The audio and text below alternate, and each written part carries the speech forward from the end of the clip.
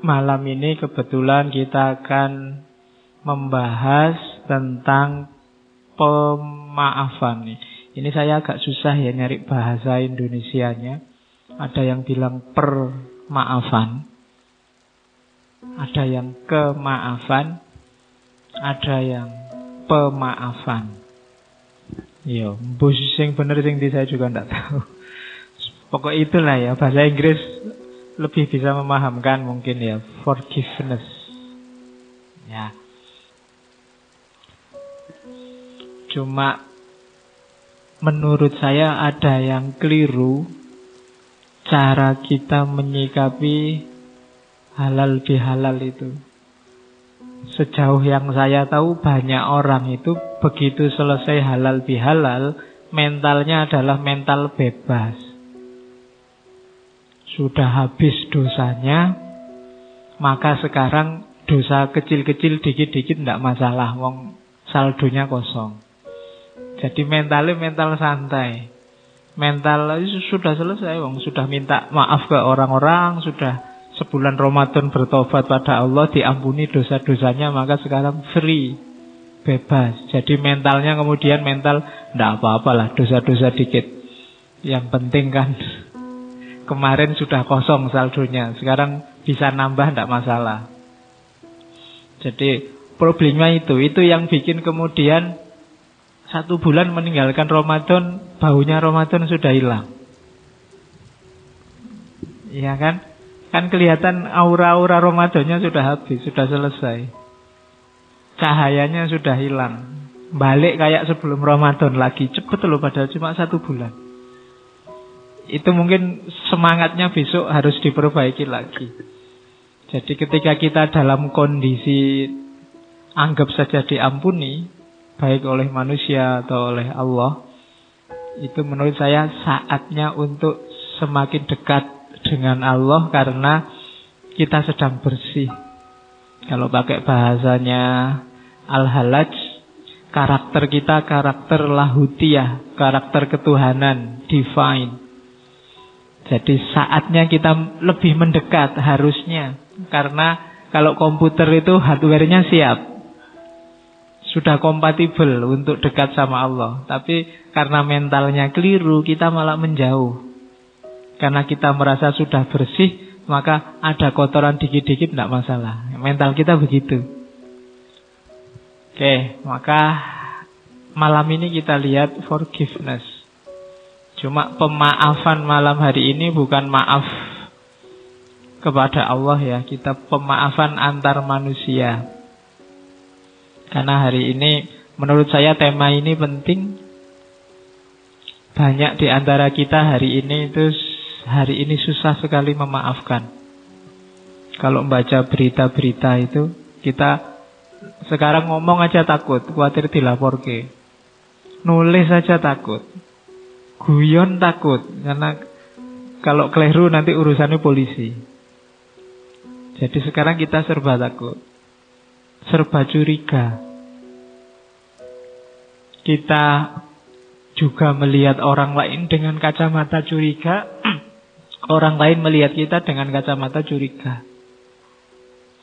Dimensi forgiveness-nya hilang.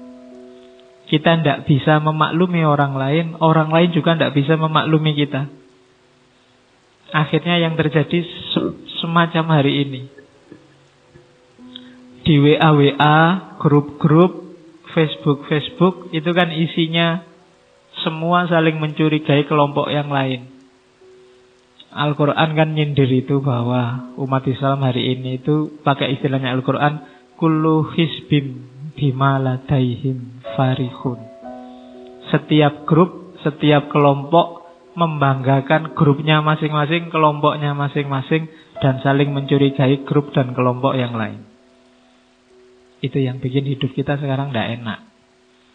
Makanya saya tidak pernah posting di wall-nya Facebook. Karena kalau yang ngerti saya tidak ada masalah apa-apa dan tidak penting postingan di Facebook itu. Yang tidak ngerti saya itu jadi bahan. Ya, maka kita ngobrol aja di luar ruang publik. Saya lebih suka ngobrolnya di ruang privat. Lebih enak. Oke, bismillah. Itu pengantarnya. Jamnya mati, Yos. Karena jamnya mati, jadi saya harus sering nengok-nengok. Oke. Karena jangan sampai lewat jam 10. Kita mulai. Apa sih pemaafan itu? Maaf itu kata-kata yang akrab di mulut kita. Cuma jarang orang yang sampai masuk ke dalam. Memaafkan benar apa enggak. Sama kayak kemarin kebencian. Kebencian itu akrab dengan hidup kita sehari-hari, tapi kita tidak merasa bahwa dalam diri kita banyak kebencian. Maaf itu sering kita ucapkan, tapi kita jangan-jangan tidak tahu bahwa kita belum punya jiwa memaafkan. Ada banyak definisi tentang forgiveness, tapi saya suka definisi itu. Yang saya suka dari definisi itu, ada beberapa kata-kata yang menurut saya pas. Yang pertama, proses. Jadi maaf itu butuh proses. Susah maaf itu langsung. Kalau langsung itu biasanya bukan maaf. Mungkin basa-basi atau otomatis thought kayak kemarin. Nyenggol orang kesenggol dil. Maaf ya. Itu biasanya enggak ada mikir panjang. Maaf beneran apa kayaknya enggak. Jadi ada proses pasti. Setelah proses, tapi proses ini proses yang disengaja. Kalau otomatis itu berarti tidak disengaja. Disengaja itu diniati benar. Kemudian sukarela. Ada orang yang minta maafnya tidak sukarela. Kenapa? Dipaksa.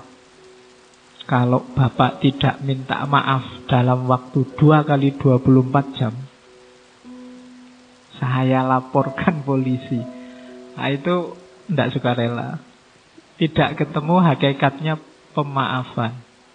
Orangnya minta maaf bukan karena dia memang niat minta maaf, sengaja minta maaf, tapi karena takut ditangkap polisi. Jadi ada unsur sukarela dan sengaja. Kemudian ada sikap mental yang berubah. Dari awalnya tidak suka, tidak berkenan, jadi memaklumi. Harus ada ininya. Kalau batinnya masih belum memaklumi, itu belum maaf, tapi masih basa-basi. Kayak kita kemarin waktu Idul Fitri itu kan salam-salaman dengan siapa saja. Itu 90% basa-basi. Coba kamu cermati, kan basa-basi. Ketemu temannya, minal aidin ya, mesti gitu. Maaf lahir batin ya, tapi itu basa-basi. Prosesnya tidak ada. Jadi perubahan perilakunya tidak ada. Dan yang terakhir, emosi negatifnya disingkirkan. Dendam, ingin membalas, tadi disenggol, nyenggol balik baru saya maafkan. Itu berarti nggak memaafkan. Jadi dalam maaf itu ada kesengajaan, kesukarelaan, ada perubahan tanggapan dari suka jadi tidak suka jadi suka, dari marah jadi memaklumi, dan yang terakhir tidak ada lagi emosi negatif. Kalau ini ada berarti kita sudah memaafkan orang itu. Tapi kalau masih ada emosi negatif, masih ada marah, sebenarnya saya masih marah ini, tapi ya sudahlah saya maafkan. Nah ini marahnya masih ada, sebenarnya belum kita memaafkan dia. Ketika memaafkan, emosi negatifnya harus sudah hilang. Maaf beda, di situ di paragraf kedua saya tulis maaf beda dengan condoning kalau bahasa Inggris. Jadi condoning itu ketika orang tidak menganggap itu salah, ya berarti tidak butuh maaf. Jadi misalnya kakimu keinjek, oh maaf ya, oh enggak apa-apa. Bagi saya kamu enggak salah, wong kamu enggak sengaja, bukan salah itu. Nah itu condoning, itu sebenarnya enggak butuh maaf. Atau excusing.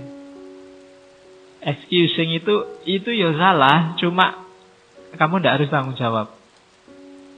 Itu excusing. Kamu minum teh terus saking capeknya tehnya kamu tendang biur, terus karpetnya kena teh apa kena kopi. Itu kan kamu merasa bersalah. Tapi orang-orang sekitarmu excusing. Bisa maklumin tidak apa-apa, kamu nggak harus tanggung jawab, ben tak miri wae sing nyuci. Nah itu namanya excusing.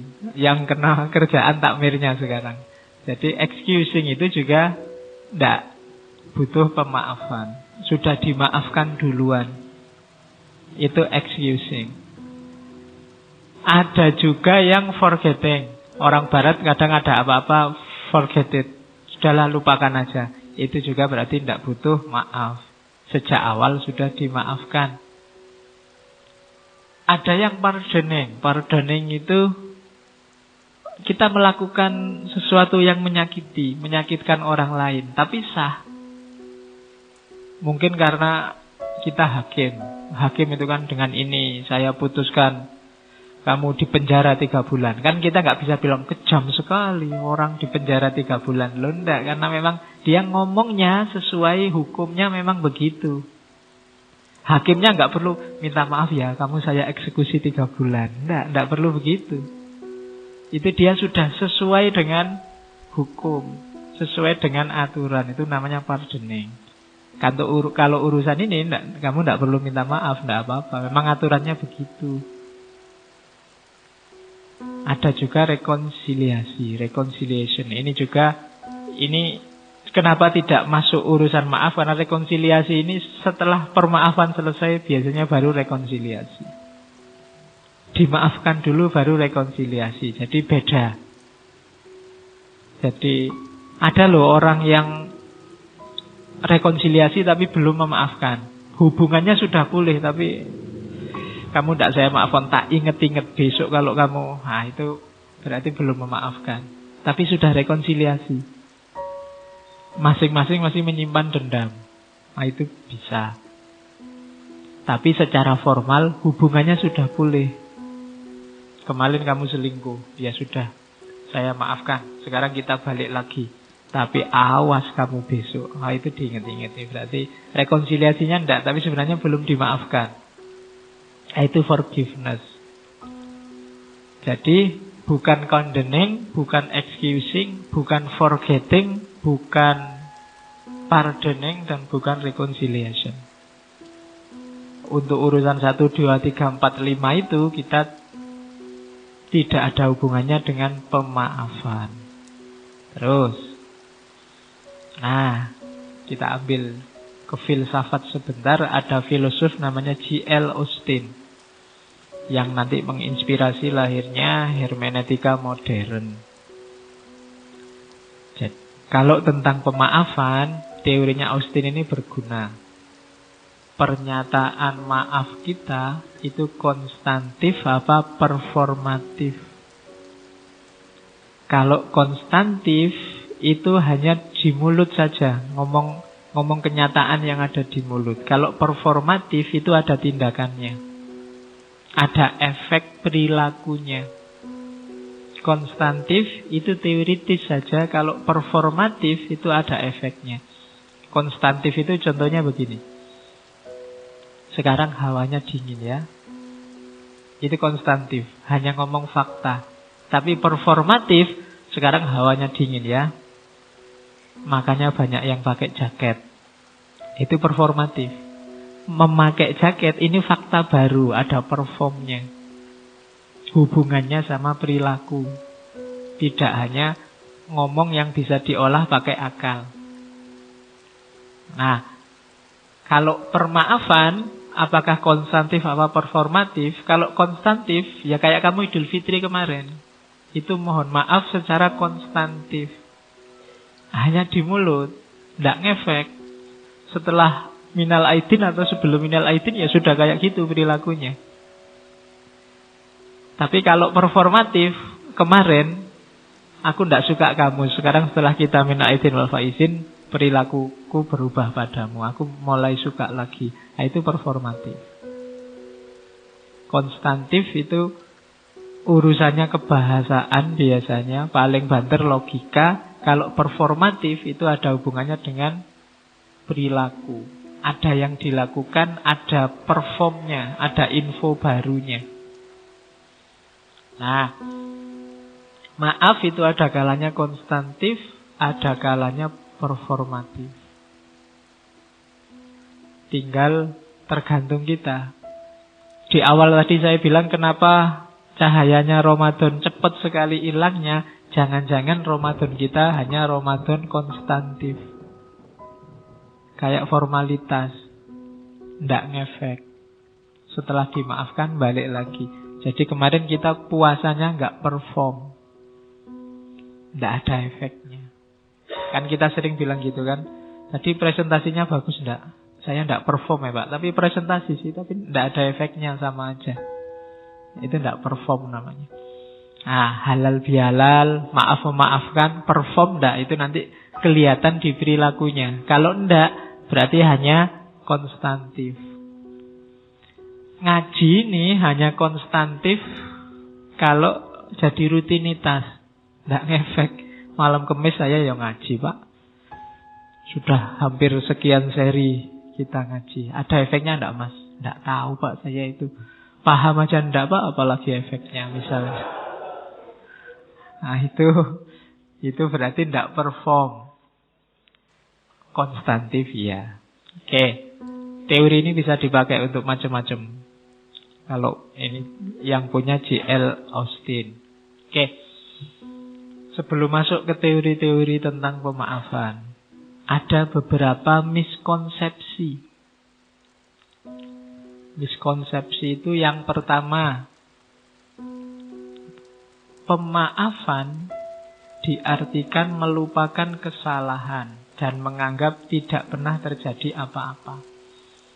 Ini miskonsepsi. Tidak begitu. Memaafkan itu bukan berarti kita melupakan kesalahan. Orang ini tetap salah menurutku, cuma saya maafkan, kan begitu. Makanya tadi, yang melupakan kesalahan tidak termasuk jenis pemaafan. Kayak yang sebelumnya tadi, forgetting. Jadi maaf nggak boleh lupa. Kemarin kamu selingkuh, aku inget loh, tapi saya maafkan. Dan akan inget terus, diselingkuhi. Kalau nggak inget terus kan nanti diselingkuhi lagi, lupa lagi. Selingkuhi lagi, lupa lagi. Nggak, ingat terus. Nggak apa-apa, nggak masalah. Kamu katanya memaafkan, kok diinget-inget. Loh, memaafkan bukan berarti melupakan. Ya. Kalimatmu aku maklumi, tapi itu tetap salah kan. Dan aku ingat biar kamu nggak bikin salah lagi. Yang kedua, jadi itu miskonsepsi. Nggak, maaf bukan berarti melupakan. Yang kedua, ada yang nganggap maaf itu simbol lemah. Jangan dimaafkan. Hanya orang-orang lemah yang memaafkan. Kalau Gandhi kebalikannya, hanya orang-orang kuat yang bisa memaafkan. Nggak gampang loh memaafkan itu. Kamu yang disalahi, disakiti, diselingkuhi, dibohongi, dicurangi, untuk bisa memaafkan itu luar biasa. Maka katanya Gandhi, hanya orang-orang kuat yang bisa memaafkan. Jadi maaf tidak ada hubungannya dengan kelemahan. Kalau kamu nganggap memaafkan itu kelemahan, kamu salah persepsi tentang maaf. Karena jarang, nggak banyak orang bisa memaafkan. Kalau membalas mungkin. Saya pengen balas Pak, nggak bisa balas, tapi ya itu kelemahan. Tapi kalau memaafkan enggak. Kalau mau saya balas Pak, tapi saya maafkan. Itu kan orang-orang kuat. Jadi maaf tidak ada hubungannya dengan kelemahan atau kekuatan. Kalau ada yang bilang begitu berarti miskonsepsi. Yang ketiga, pemaafan ada yang menganggap Pak, kalau saya maafkan berarti tidak adil, Pak. Yang salah kan harusnya dihukum. Jadi antara keadilan dengan pemaafan ini dua level yang berbeda. Adil itu hak, tapi maaf itu keluhuran, kemuliaan, kebaikan. Agama menyuruh tiap kali khotib Jumat itu loh, innallaha ya'muru bil adli wal ihsan. Adil ini paradigma pas, paradigma hak. Orang yang jatahnya 30, kasihlah 30, itu hak. Itu adil. Tapi di atas adil ada ihsan. Ihsan ini melampaui keadilan. Jauh lebih bagus daripada keadilan. Harusnya kamu zakat cuma 2,5%. Tapi kamu zakatkan 50%. Yang 47,5% itu ihsan. Kita menyebutnya sedekah, sedekah. Itu ihsan. Harusnya kamu nganternya cuma sampai jalan besar saja, tapi kamu antar sampai depan kamarnya. Nah.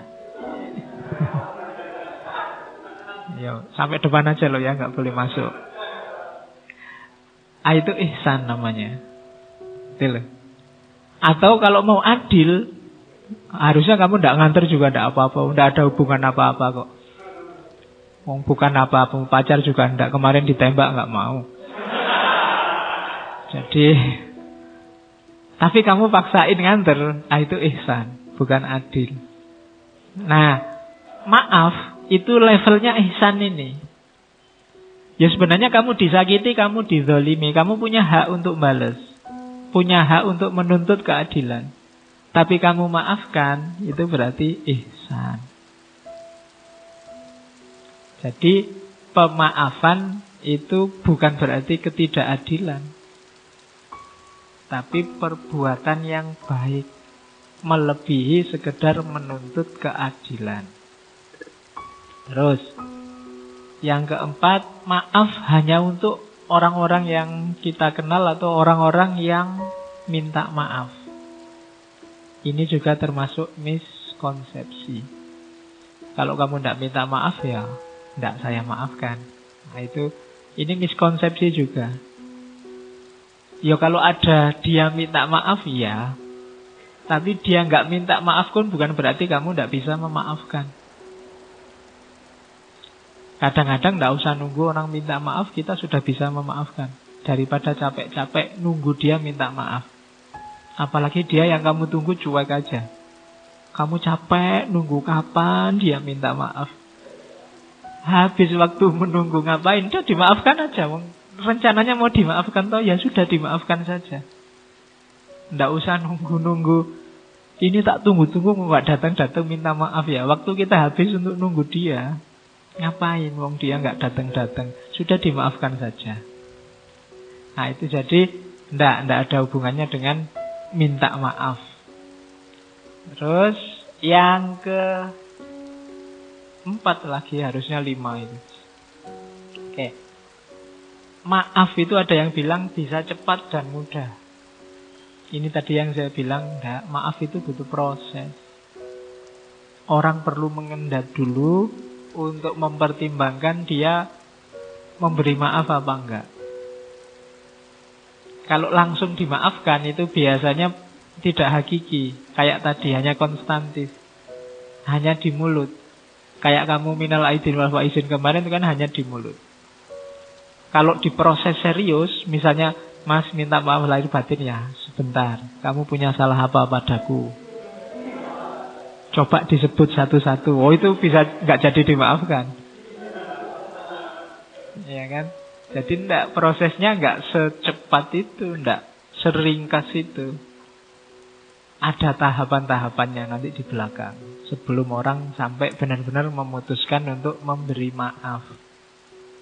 Ya kecuali sama yang nggak kenal sama sekali, nggak pernah ketemunya setahun sekali, minal aidin ya nggak masalah itu. Cuma kadang-kadang kan memang ada memanfaatkan momen, besok aja minta maafnya, kalau Idul Fitri pasti dimaafkan.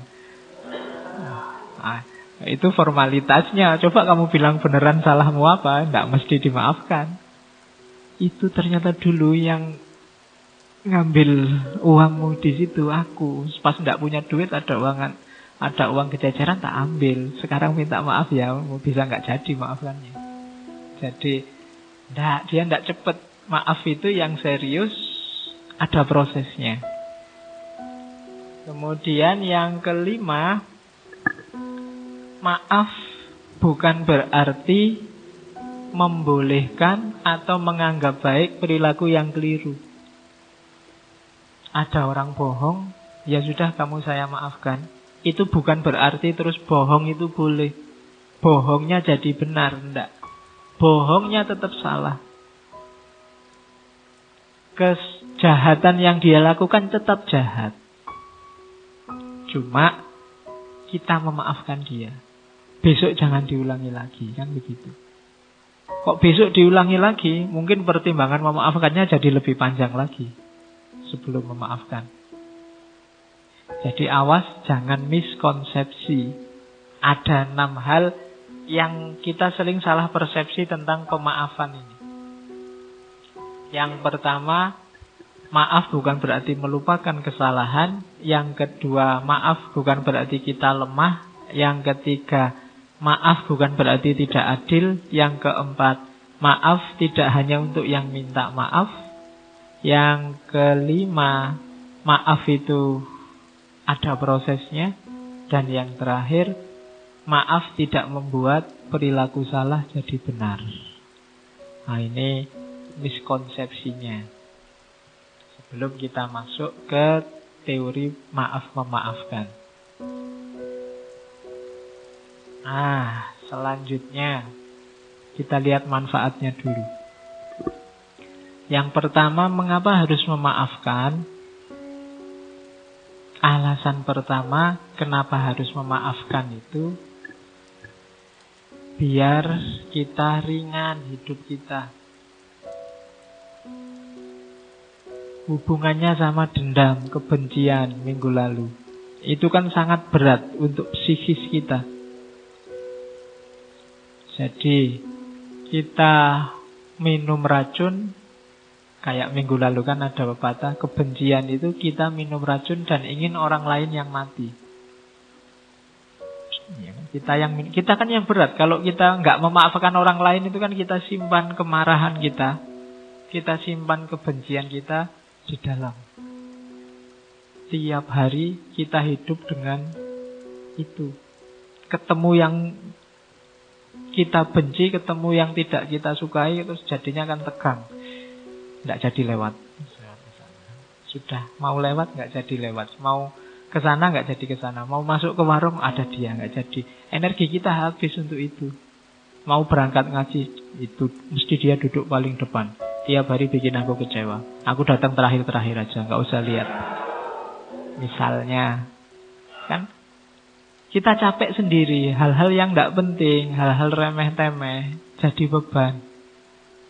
Maka begitu kita maafkan, kita ringan sudah. Membuang separuh beban di kepala dan di hati kita. Kemarahan, dendam, otomatis tersingkir. Seperti saya bilang minggu lalu, bahwa di antara yang selalu bikin kita sibuk berpikir, itu adalah yang kita cintai dan yang kita benci. Padahal yang kita cintai dan yang kita benci itu tidak mesti mikir kita. Loh iya loh. Kalau kamu seneng sama orang kan tiap hari siang malam kamu pikir, dia tidak mikir apa-apa tentang dirimu. Benci sama orang juga begitu. Siang malam kita pikir dia nggak mikir apa-apa, dia cuek sama kita. Jadi rugi kita, rugi energi, rugi waktu, rugi tenaga, rugi pikiran. Eman-eman, mending dibuang saja. Kalau menurutmu itu barang jelek, barang tidak penting kan harus dibuang. Nggak usah disimpan. Kalau disimpan nanti baunya tidak enak. Jadi buanglah sampah pada tempatnya. Kalau gitu kita anggap sampah, jangan disimpan di sini. Oke, itu manfaatnya. Maka maafkanlah. Terus Maaf itu menyembuhkan.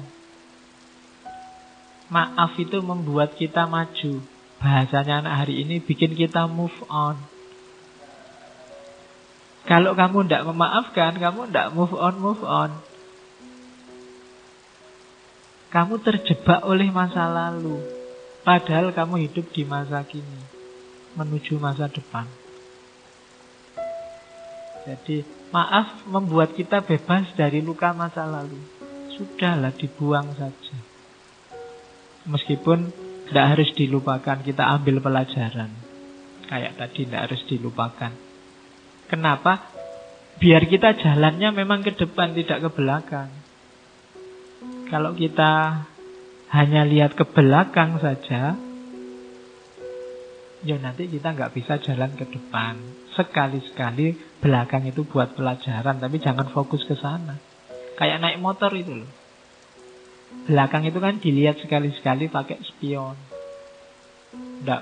Nggak usah kamu lihat terus. Kalau naik motor kamu lihat spion terus ya nabrak. Sekali-sekali ngelirik ke belakang. Jadi orang-orang yang mengecewakanmu nggak usah terlalu dipikir. Dilihat sebentar aja pakai spion. Nggak usah dilihat lama-lama. Nggak usah dipikir lama-lama. Ngelihatnya dikit-dikit aja. Biar kamu bisa maju. Kalau enggak, kamu mandek di situ. Stuck di situ. Enggak bergerak, enggak bisa maju. Maka yuk dibebaskan segala yang mengganjal selama ini. Benci terhadap siapapun, apapun. Wong untungnya apa? Hari ini kan kita kadang aneh-aneh. Enggak ada hubungannya sama sekali sama hidup kita. Ikut-ikutan kita benci, ikut-ikutan kita maki-maki. Di WA, di Facebook itu kan marak sekarang. Ngapain? Wong yo entah yang bener yang mana kan jauh itu sama kehidupan kita. Yo ada pengaruhnya, cuma kan tidak banyak. Ngapain kita sibuk di situ? Mending yang memang jelas manfaatnya. Oke, yang kedua itu ya. Jadi mari kita singkirkan aja bau kebencian apapun. Tidak usah nyari di orang lain. Cari dalam diri kita sendiri. Saya sering bilang kita itu selalu melihat ke orang lain. Kita marah-marah kalau ada orang maki-maki, kalau ada orang mengkafir-kafirkan, ada orang membid'ah-bid'ahkan. Tapi selalu orang lain. Jangan-jangan kita juga begitu. Nganggap orang lain salah, nganggap orang lain keliru, nganggap orang lain tidak pas. Yang pas kita. Itu tadi yang diketawakan oleh Al-Quran kan. Kullu hizbim bima ladaihim farihun. Setiap grup, setiap kelompok merasa bangga. Kalau bahasa Jawanya merasa umuk dengan kelompoknya. Maka kita hindari itu, kita bersihkan aja diri kita dari hal-hal yang tidak penting. Di antara cirinya orang baik, kan ada hadisnya. Min khairi husnil mar'i tarkuhu malayakni. Di antara ciri orang baik itu meninggalkan yang tidak ada hubungannya dengan dirinya.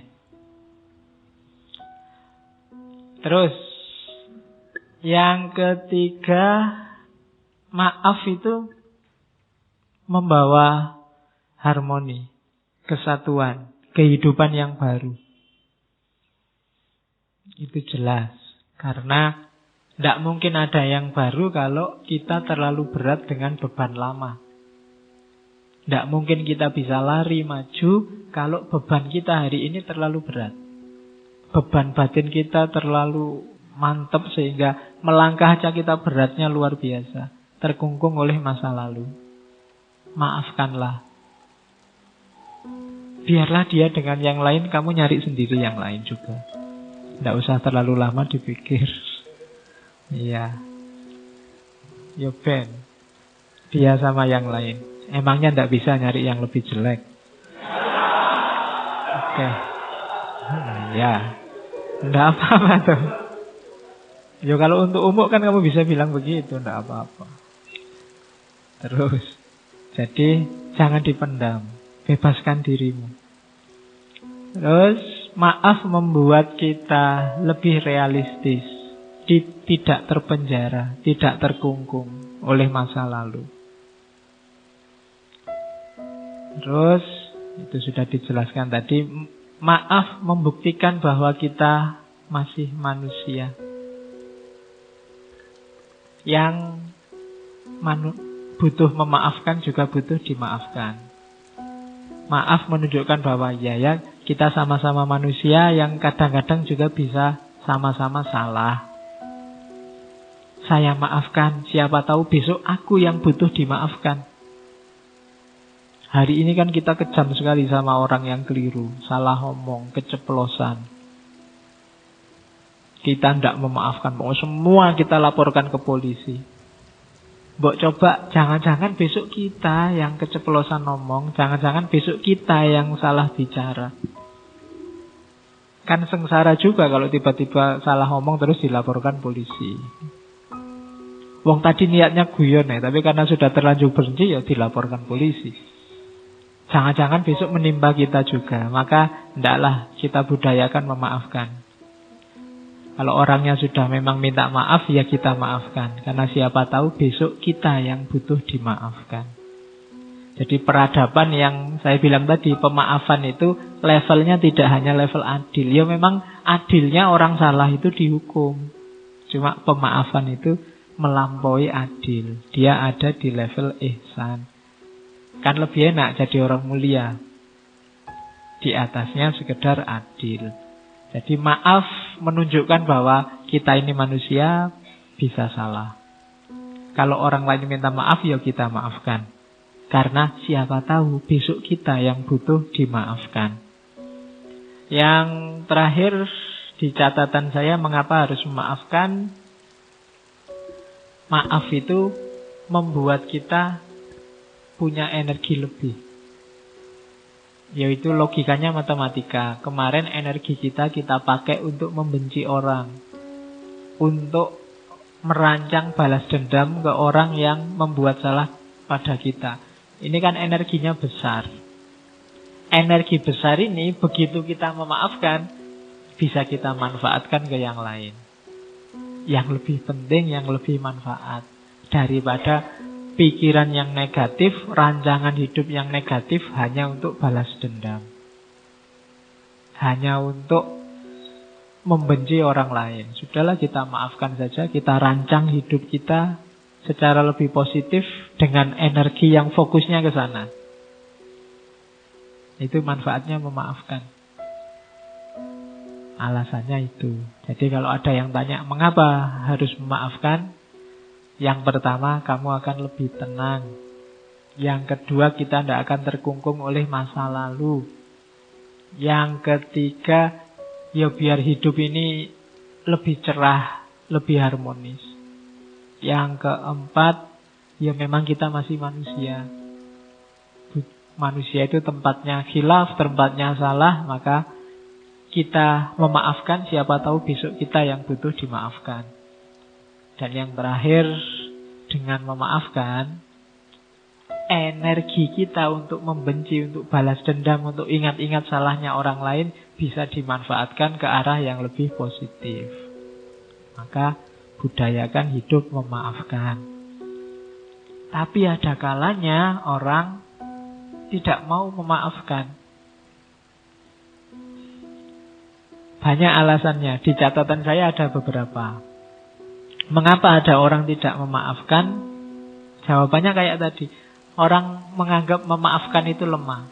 Orang lebih memilih hidup harus adil. Salah ya dihukum. Keliru ya harus dikasih sanksi. Jadi ada yang pakai argumen itu. Agama kan ada hitung-hitungannya. Kalau orang minum khamr, hukumannya semacam ini. Kalau orang zina, hukumannya semacam ini. Nah ini tuntutan adil. Itu bikin orang tidak memaafkan. Jadi paradigma adil. Apa tidak boleh? Ya boleh.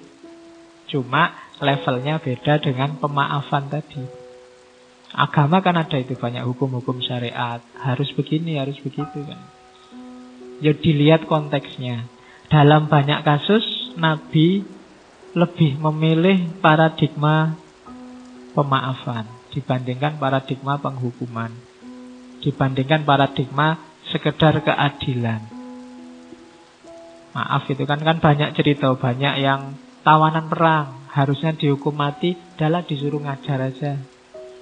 Waktu Fathu Mekah itu kan kafir Quraisy kan disuruh diampuni semua. Musuhnya yang paling besar, rumahnya malah dijadikan suaka. Barang siapa masuk rumahnya Abu Sufyan, dia aman. Itu Nabi Muhammad. Paradigma memaafkan. Suatu ketika ada anak muda yang menghadap pada Nabi. Dia ngaku, Nabi, saya kemarin baru saja zina. Itu jarang ya ada kayak gini hari ini. Ya. Oke, kalau hari ini kan lebih dahsyat, tidak cuma ngaku, di video lagi. Ya. Tinggal kita lihat, bisa dia tidak cuma ngaku, ada buktinya. Cuma 3 kali dia ngadep Nabi begitu. Begitu ngadep pertama, Nabi pura-pura tidak dengar, terus Nabi minggir. Ngadep kedua, Nabi bilang, tidak, mungkin kamu khilaf. Sebenarnya kamu tidak zina, bertobat sajalah. Terus Nabi minggir. Sampai 3 kali Nabi masih begitu. Sudahlah, kamu tobat saja. Datang yang keempat baru Nabi bilang, ya sudahlah kalau kamu ngeyel. Dia minta dirajam. Karena hukumannya orang zina itu kan rajam. Nabi bolak-balik bilang tobatlah. Itu kan maksudnya paradigma yang lebih tinggi dari bahasa adil. Tapi pemuda ini milih adil saja. Ya wis, kalau mau rajam ya rajamlah, kamu sendiri yang mau. Jarang yang kayak gini anak muda sekarang. Oke.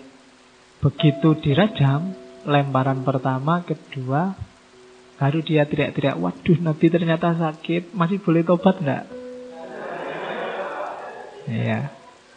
Ya kan, terus Nabi bilang, ya sudah dibilangin sejak tadi, disuruh tobat kok ngeyel. Akhirnya diizinkan untuk bertobat. Ya lihat situasinya, mungkin menurut Nabi eman-eman ini anak muda harapan bangsa. Iya. Oke.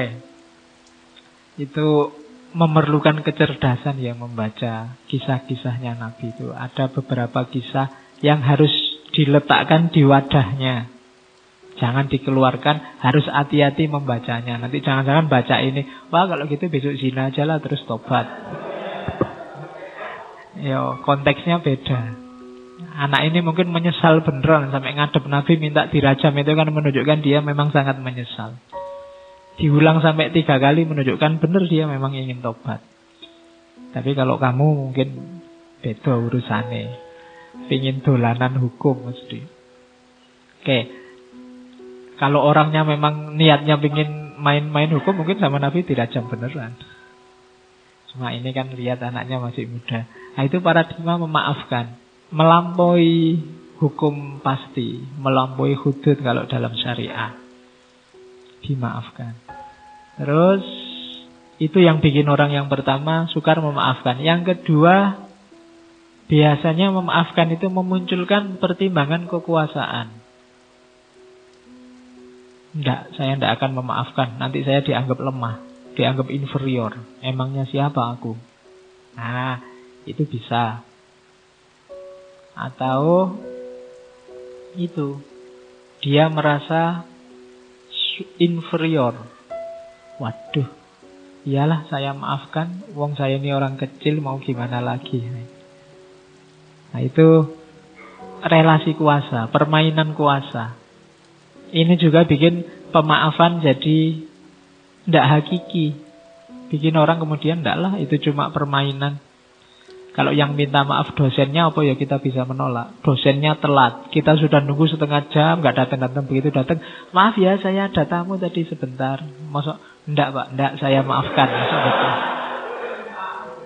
Kita sudah nunggu setengah jam ya pak, kan nggak gitu. Karena kita kalah kuasa. Tapi kalau mahasiswanya telat 10 menit, nggak bisa, sudah dimulai. Keluar ya, gimana lagi. Minta maaf pak, tadi bannya gembos. Nggak bisa, sudah aturan itu. Nah, itu kan relasi kuasa. Kamu tidak berani memaafkan, yang sini tidak berani menolak permintaan maaf. Nah itu maka orang terus enggak, paradigmanya adil aja lah. Kalau kita 10 menit nggak boleh masuk, dosennya juga nggak boleh masuk. Kalau sudah 10 menit kita pulang Pak, ngajar sendiri misalnya. Nah, itu namanya adil. Oke. Ya besok kalau kuliah hari pertama, Pak perjanjian Pak, ini paradigmanya adil apa permaafan? Ya. Oke. Nah, nanti kalau dosennya yang pinter, buat kamu yang adil, buat saya pemaafan. Terus itu biasanya jadi alasan orang cenderung tidak memaafkan.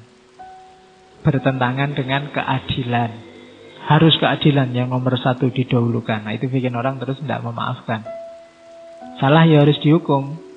Itu tadi cuma kepeleset omong kok Pak. Tidak bisa.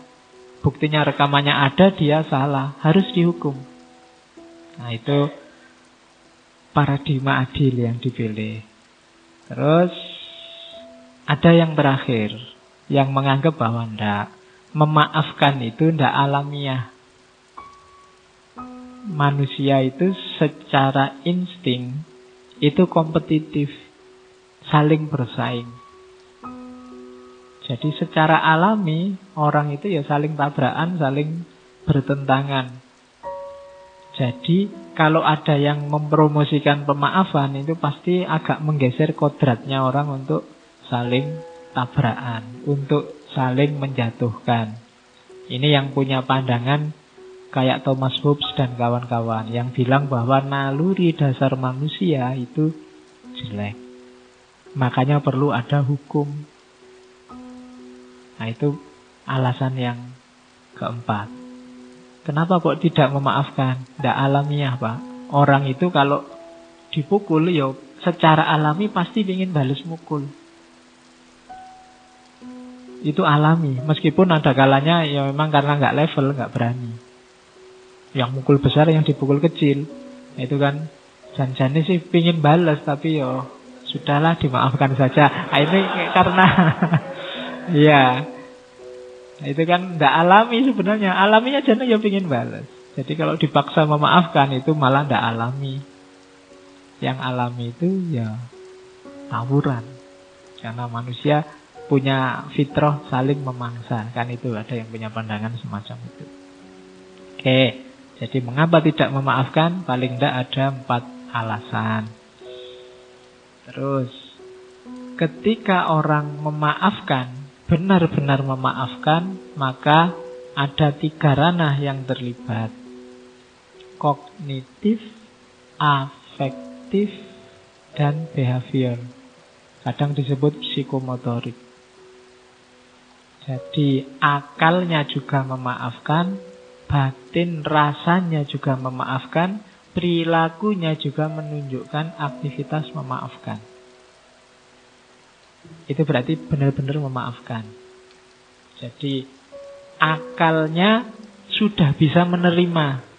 Oh iya, dia salah, dia keliru, harusnya dia tidak melakukan itu. Tapi dia kan manusia biasa. Itu akalnya bunyi. Nanti rasanya juga bunyi. Iyalah, saya maafkan. Kasihan dia, kasihan juga saya. Kalau lama-lama membenci, lama-lama saling marah. Itu afeksi. Behaviornya, perilakunya kemudian salaman, kemudian hidup bersama, kemudian saling menghargai. Itu behavior. Berarti memang sudah memaafkan. Jadi kalau 3 ranah ini terlibat, tidak sekedar di mulut kayak tadi, berarti kita sudah benar-benar memaafkan. Kognitif, afektif, sama behavior. Perilaku kita menunjukkan memaafkan, batin kita memang memaafkan perbuatannya, dan akal kita memaklumi apa yang sudah dilakukan. Itu berarti kita sudah benar memaafkan. Memaafkan tapi behaviornya tidak begitu. Masih lirik-lirikan, masih caci maki, ya berarti belum. Hatinya masih belum. Ya saya maafkan tapi masih agak ganjil gimana ya kok, berarti belum. Akalnya juga masih, saya belum bisa menerima, perbuatanmu terlalu kejam padaku. Nah itu berarti juga belum. Kalau tiga-tiganya kombinasi kognisi, afeksi, behaviornya sudah memaafkan, itulah namanya memaafkan. Kalau belum ya memang sebenarnya masih berat. Dan tidak masalah, ada prosesnya. Tidak bisa langsung. Oke. Ini agak ngulang kayak tadi. Mengapa harus memaafkan? Ya depresi, marah, mencegah balas dendam, meningkatkan kualitas hubungan. Kadang-kadang kemarahan kita ketika kita tidak mau memaafkan, itu yang terjadi rangkaian balas dendam. Saya mukul, kemudian kamu tidak terima, kurang ajar aku dipukul, balas mukul. Loh, kamu balasnya 2 kali, tak balas lagi. Loh kamu, ya rangkaian. Kayak Amerika waktu diserang 9/11. Tidak dimaafkan terorisnya, dikejar kemana-mana sampai ke Afghanistan, ke Irak. Akhirnya kan rangkaian kekerasannya nggak habis sampai sekarang. Jadi semuanya dibakar oleh kemarahan sampai hari ini. Jadi hati-hati, kemarahan kita, kebencian kita itu akan berangkai, melahirkan kemarahan baru, kebencian yang baru. Karena kamu caci maki dia ganti caci maki kamu. Kamu balasnya lebih dahsyat, dia lebih dahsyat lagi. Kamu ngomong 1 jenis binatang, dia ngomong 3 jenis binatang. Ya kan? Jadi kamu ngomong 5 jenis, dia ngomong seluruh kebun binatang. Kamu ngomong, ya bisa begitu. Kamu maki dia maki kamu maki dia ditambah kamu maki saudaranya, dia maki kamu tambah maki bapaknya, ibunya, oh dasar mbahnya, oh dasar terus. Jadi ini rangkaian. Bisa sampai dosen-dosennya, bisa sampai kampus-kampusnya. Dasar mahasiswa Windeso, kampusnya kena. Ya kan? Kampusnya sampai kena, nanti dosennya juga kena, semuanya bisa kena. Itu rangkaian, di situ pakai istilah rangkaian kezaliman, rangkaian. Ini berangkai loh, jangan salah. Tidak cuma melibatkan dirimu, maka maafkanlah kalau memang ada kemungkinan dimaafkan menurutmu, karena tidak bisa dipaksa. Maklumilah. Dan yang terakhir itu meningkatkan kebanggaan. Jangan salah loh, begitu kamu memaafkan, itu ada rasa bangga tersendiri. Ternyata aku ini kuat ya. Ternyata kamu punya harga sekarang. Menaikkan prestismu sendiri, kebanggaan dirimu. Ya rasakan sendiri kalau kamu nanti memaafkan. Biarlah engkau bahagia bersamanya. Aku turut mendoakan. Nah itu kan, itu kan meningkatkan. Orang yang lihat, wah kamu baik sekali ya, kamu sudah begitu kamu masih mendoakan saja. Nah, itu ada kebanggaan diri. Oke. Terus sekarang prosesnya.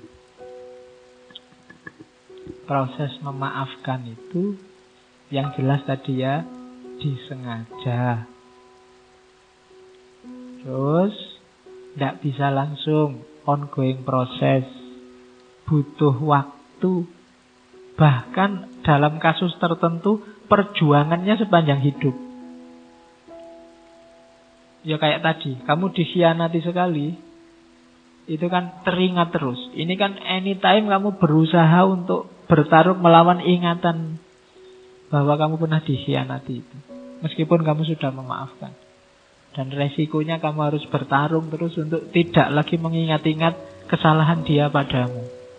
Jadi memang butuh waktu, takes time. Bahkan bisa sepanjang hayat. Karena itu memaafkan bukan proses yang mudah. Kemudian permaafan juga sifatnya aktif, tidak pasif, tidak nunggu. Ya kapan-kapan kalau saya sadar saya maafkan, tidak. Kamu harus berusaha bergerak untuk memaafkan. Kalau nunggu sampai batinmu siap memaafkan, ya tidak siap-siap.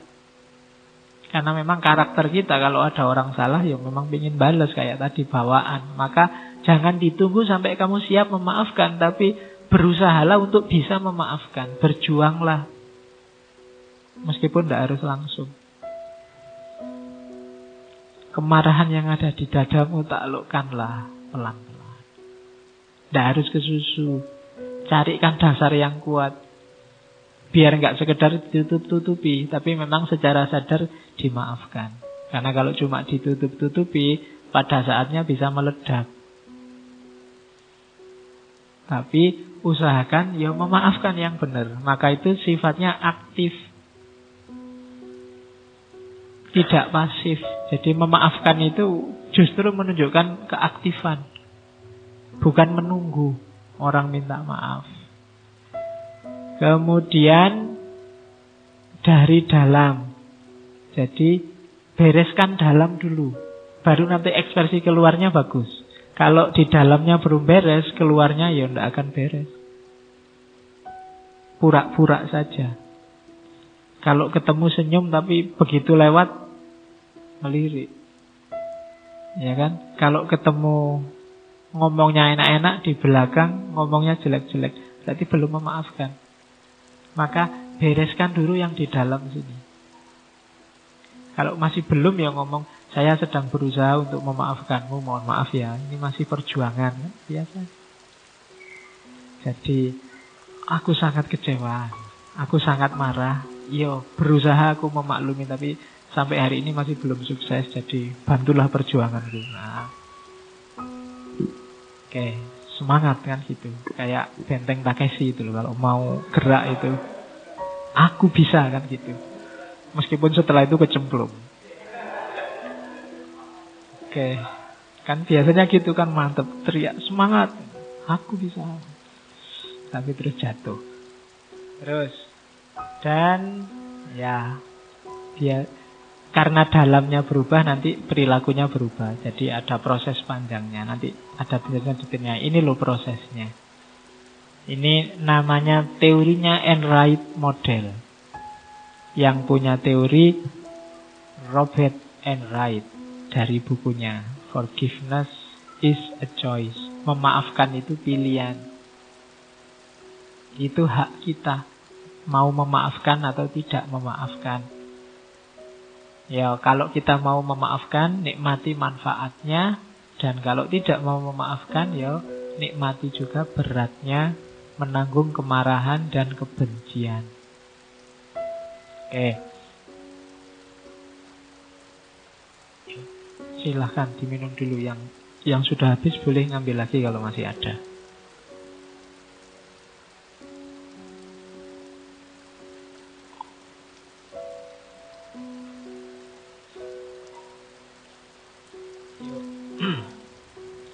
Yang pertama, uncovering phase, fase membuka. Jadi di fase pertama ini, ungkapkanlah, pahamilah lukamu, sakitmu, kenalilah rasa marahmu, rasa kebencianmu. Ini penting. Banyak orang yang kadang-kadang marah dan bencinya itu dia juga tidak jelas. Kenapa kamu marah sama dia? Tidak tahu, saya lihat di WA itu banyak orang marah-marah ke dia, saya ikut-ikutan. Itu tidak jelas. Hubungannya apa dia sama kamu? Kok kamu ikut maki-maki dia? Itu tidak jelas. Kadang-kadang seolah-olah kamu ikut benci, ikut marah, padahal tidak. Kamu tidak ada hubungan apa-apa. Cuma kamu share aja, biar WA-nya tidak sepi, Pak. Kadang-kadang kan begitu kamu. Itu uncovering phase. Kamu benci ke pacarmu itu loh misalnya, karena dia kawin sama orang lain. Itu sakitmu itu di mana? Alasannya apa kok kamu sakit itu? Karena dia mengkhianatimu, apa karena dia bahagia kawin lagi, kawin sama orang lain, apa dia? Itu kan harus jelas duduk persoalannya. Karena ini ngomong manusia, manusia itu tidak bisa ditebak. Fenomena yang sama, gejala yang sama tidak mengakibatkan efek yang sama. Ada yang ditinggal kawin nangis-nangis, ada yang ditinggal kawin ketawa-ketawa. Nah, iya kan? Manusia bisa begitu. Pacarnya kawin, alhamdulillah aku bebas dari dia sekarang. Bisa begitu. Maka harus kamu kenali gejala dalam dirimu ini. Kan memang manusia nggak bisa ditebak. Mahasiswa itu ada yang dapat nilai A aja nggak ketawa sama sekali. Biasa aja Pak. Nilai saya memang A semua. Gayanya ada yang kayak begitu. Itu manusia. Padahal temennya nilainya satu pun nggak ada A-nya. Begitu dapat A mungkin orang ini senang. Tapi temennya yang satu semua A. Jadi A tidak terlalu wow bagi dia. Nah itu kan manusia. Maka perlu fase khusus uncovering. Coba dibongkar kebencianmu itu loh. Kamu benci kenapa sih? Karena apa? Karena dia ngomongnya salah. Salah pada siapa? Terus hubungannya apa sama dirimu? Adakah yang dicederai dalam dirimu? Apakah pikiranmu? Apa terus kamu jadi ikut salah karena dia ngomong salah? Itu salahnya dia apa lemahnya kamu? Loh itu kan harus dibongkar dulu. Marah-marahmu itu posisinya di mana? Untuk apa? Targetnya apa?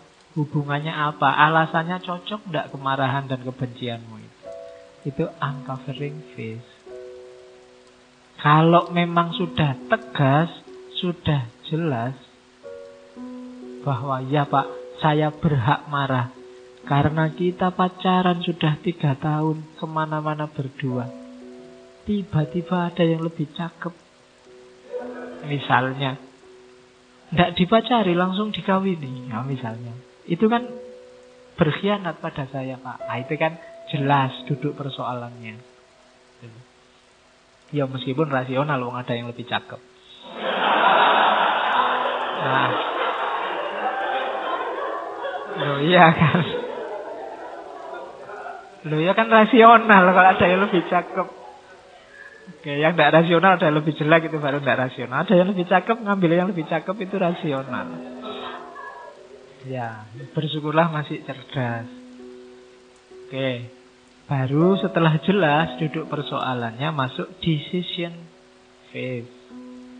Decision phase itu fase berpikir. Kira-kira layak tidak dimaafkan? Kalau saya maafkan, positifnya apa, negatifnya apa? Itu decision phase. Ini mulai menimbang-nimbang. Enaknya saya maafkan apa enggak ya? Kalau enggak saya maafkan, wong dia sudah kawin jelas sama orang lain. Emangnya aku mau nunggu? Emangnya aku masih mau sama dudanya apa jandanya? Nah itu kan mikir itu kan. Itu namanya decision phase. Mikir. Iyalah ngapain terus dia tak pikir terus. Wong dia sudah sama orang lain, mestinya seneng-seneng sama orang lain. Udahlah, di delete aja. Control Alt Del. Iya, pokoknya di delete pokoknya. Bahkan dari recycle bin juga dibuang. Ya, pokoknya ya nanti kamu nulislah ku buang namamu dari recycle bin. Jadi untuk mengembalikan butuh servis. Tidak bisa lagi otomatis. Nah, itu decision phase. Masa menentukan. Kamu mempertimbangkan kira-kira layak dimaafkan apa enggak.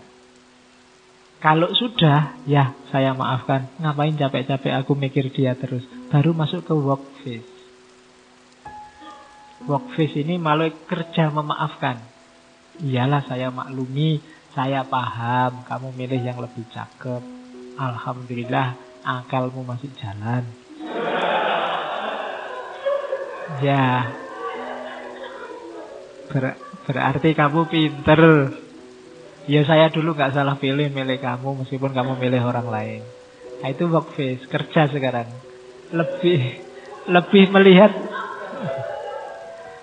melihat sisi positifnya. Ada yang pengalaman pribadi kok. Jadi orang yang mengecewakanmu sekarang sudah tidak kamu lihat lagi sebagai sosok yang menyakitimu. Sudut pandangnya sudah geser. Kamu lihat dia sebagai manusia biasa yang mungkin salah. Dia juga punya perspektif positif sendiri. Dan kamu berusaha memahami jalannya dia berpikir sampai kamu memaklumi. Oh ya pantes, memang situasinya begitu. Oke, saya maklum, saya maafkan. Sekarang kita jalan sendiri-sendiri, yaitu work face. Aku tidak benci kamu, aku juga tidak marah lagi. Aku sekarang mau cari lagi yang lebih dari kamu. Ya. Oke, itu work face, kerja. Terus biasanya ketika orang sudah memaafkan melalui fase work face, ini level spiritualnya agak naik, memasuki deepening phase. Dia muncul kebanggaan diri tadi, mulai paham, oh memang manusia itu begitu. Oh memang orang itu bisa salah, bisa keliru, dan kita maafkan. Karena mungkin besok aku yang butuh minta maaf. Itu deepening phase. Jadi uncovering phase, decision phase, work phase, deepening phase. Ini proses ketika orang memaafkan. Pahami lukamu, putuskan kamu mau memaafkan atau tidak. Kalau sudah kamu putuskan memaafkan, jalankan itu. Dan deepening phase, renungkan, perdalam, biar gak asal. Terus variabelnya sekarang. Untuk mendukung pemaafan, biasanya ada beberapa faktor yang mempengaruhi. Di catatan saya ada 5. Yang pertama, empati. Empati itu kemampuan seseorang melakukan transposisi. Transposisi itu memposisikan dirinya di posisi orang yang diempati. Oh iya ya, kamu milih yang lain yang lebih cakep. Ya maklum sih, kalau aku sendiri dapat yang lebih cakep, kamu juga tak tinggal kok. Itu namanya empati. Bisa memposisikan diri di posisinya dia. Iyalah, paham, aku ngerti, aku sendiri juga gitu kok. Itu empati. Jadi kemampuan berempati itu menentukan orang bisa memaafkan apa enggak. Tapi kalau tidak bisa empati biasanya agak berat. Oke, yang kedua atribusi. Atribusi ini cara kita memandang, cara kita melabeli, mensifati pelaku dan kesalahannya. Salahnya apa? Gara-gara kesalahan ini kita pandang dia sebagai apa? Itu menentukan pemaafan kita. Ada orang dengan kesalahan yang menurut orang lain kecil, tapi bagi orang tertentu ini kesalahan besar. Kamu jangan melecehkan temanku ini loh ya, karena saya kalau sama teman gak bisa ditawar. Tapi bagi yang lain, teman itu biasa, asal jangan melecehkan bapakku ya. Asal jangan melecehkan kampusku, dosenku ya. Itu atribusi namanya. Cara melihat pelaku dan kesalahannya. Ada yang kesalahan kecil, tapi bagi orang tertentu ini besar loh kesalahan ini. Ada yang kesalahan besar, bagi orang tertentu kecil. Ini juga berpengaruh dalam pemaafan. Oke. Ada itu yang bikin kadang-kadang kita melihat banyak hal yang tidak rasional. Masa hanya gara-gara digituin aja sampai segitunya. Kita melihatnya sepele. Ada yang gara-gara uang 1.000, 2.000 sampai bunuh-bunuhan. Itu karena atribusi. Kalau kita melihatnya hanya uang 1.000, 2.000-nya, mungkin orang tidak jadi bunuh-bunuhan gara-gara itu. Tapi karena yang terlibat ini melabeli, misalnya dia melecehkan harga diriku. Itu kan pelecehan harga diri, itu atribusi. Kalimatnya cuma itu, tapi bagi kamu, ini melecehkan agama. Itu atribusi namanya. Ini melecehkan ulama. Itu atribusi. Caramu melabeli orangnya atau kesalahannya. Kesalahannya itu, itu pelecehan ulama. Bagi orang lain pelecehan ulama mungkin luar biasa. Tapi mungkin ada orang yang tidak menganggap luar biasa. Ulama itu orang yang hatinya luas, orang yang bisa menerima kondisi apapun dan sangat pemaaf. Tidak apa-apa mungkin kalau ada yang melecehkan. Jangan-jangan ada yang begitu. Tapi bagi yang lain, oh ini luar biasa, ulama ini tuh yang nuntun kita ya, yang menunjukkan kita ke jalan yang benar ya. Nah, ini atribusi namanya. Itu menentukan pemaafan apa enggak. Kenapa kemarin misalnya Ahok tidak dimaafkan? Bagi banyak orang, kesalahannya Ahok itu luar biasa. Kenapa bisa begitu? Atribusi. Cara orang ngasih atribut, ngasih karakter, sifat pada kesalahan. Ya kayak tadi, bagi temanmu yang ini, diselingkuhi itu biasa karena dia juga sering selingkuh. Tapi bagi temanmu yang satunya, itu luar biasa karena dia setia. Nah, itu atribusi. Oke. Bahkan dalam beragama kadang-kadang begitu. Dengan orang sesama agama tapi beda kelompok, lebih ganas dibandingkan kepada yang beda agama. Kan ada begitu. Itu atribusi. Cara menyikapi, cara melabeli. Oke, yang ketiga, yang juga berpengaruh dalam pemaafan adalah tingkat luka. Ini sama ya, tingkat luka itu juga tergantung orangnya. Orang-orang yang ada yang sangat sensitif, ada yang sangat cuek. Ada yang kesalahan kecil bikin luka dalam, ada yang kesalahan besar tapi tidak bikin luka apa-apa. Ada. Itu tingkat luka.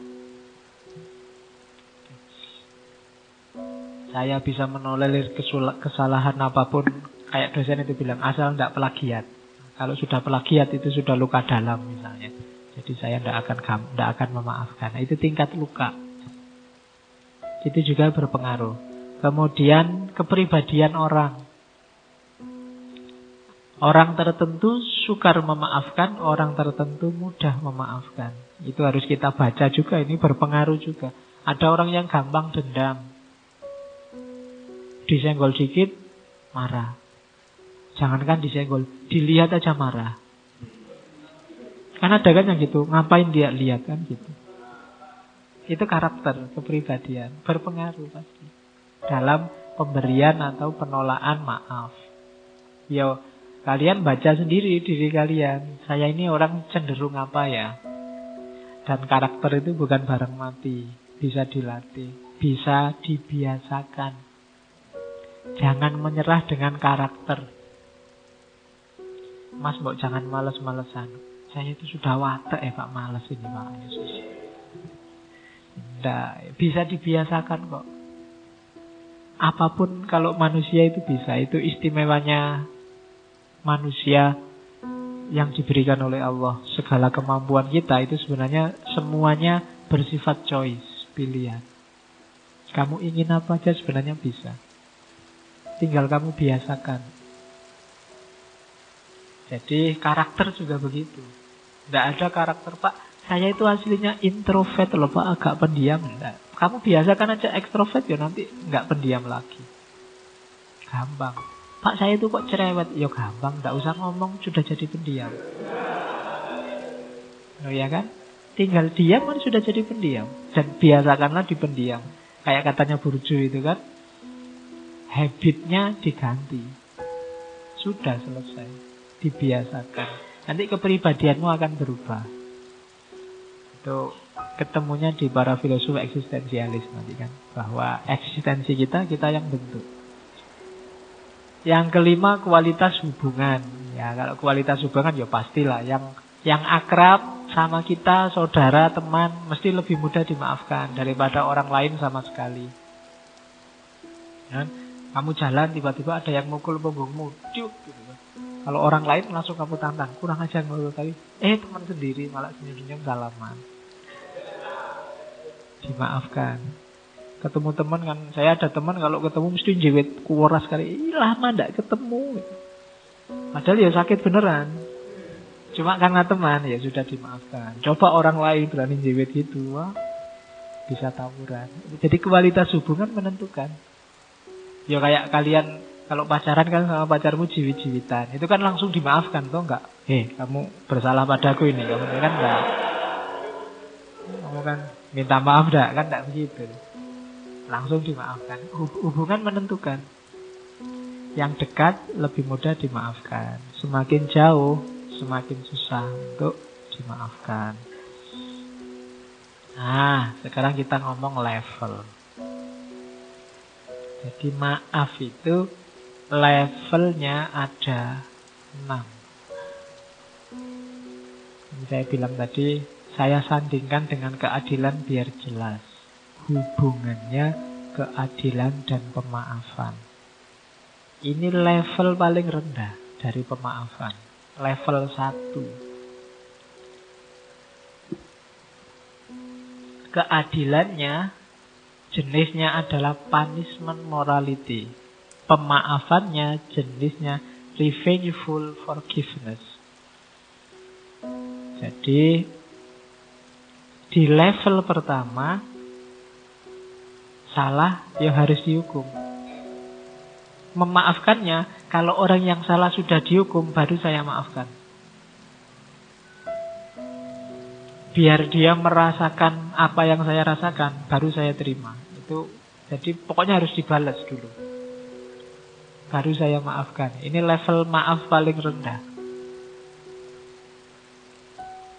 Kalau kamu mengkhianatiku, aku juga akan berkhianat juga. Biar kita impas terus saya maafkan kamu. Nah itu level paling rendah. Kamu mencurangiku, ya dihukum dulu. Atau rasakan sakit dicurangi, baru aku mau memaafkan. Nah ini level paling rendah. Jadi memaafkannya bersyarat. Jadi level 1. Kita sering kayak gini.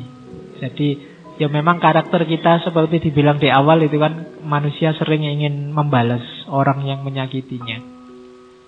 Biasanya, mbok sudah dimaafkan. Ya saya maafkan, tapi dia harus merasakan sakit dulu seperti sakit yang aku rasakan. Nah itu level paling rendah dari pemaafan. Lah kok enak, dia salah kok mau melenggang, saya yang korban ini loh. Nah itu sebelum dia merasakan sakit seperti sakitku, aku tidak akan memaafkan. Level 1. Kalau mau naik kelas dikit, ada lebih kuat. Level 2. Oke. Ini nanti levelnya sampai 6. Level 2, keadilannya namanya individualism.